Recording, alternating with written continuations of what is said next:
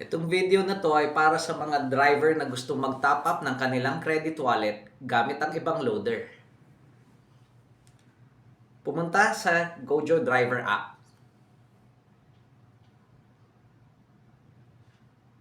Pagka-load, pumunta sa menu, punta sa wallet, punta sa credit wallet, at click top up.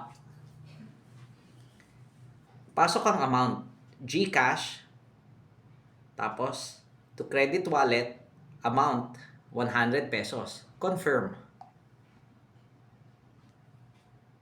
Papasok yan sa GCash website. Ipasok ang number ng maglo-load.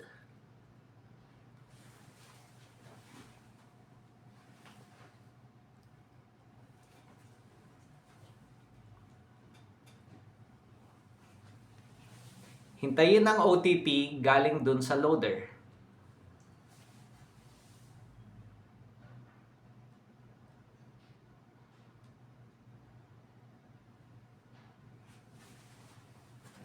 Ipasok ang PIN ng loader.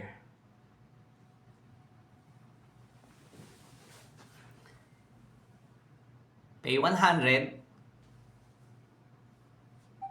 at na-load na ang inyong credit wallet. Pwede na kayong tumanggap ng rides. Salamat!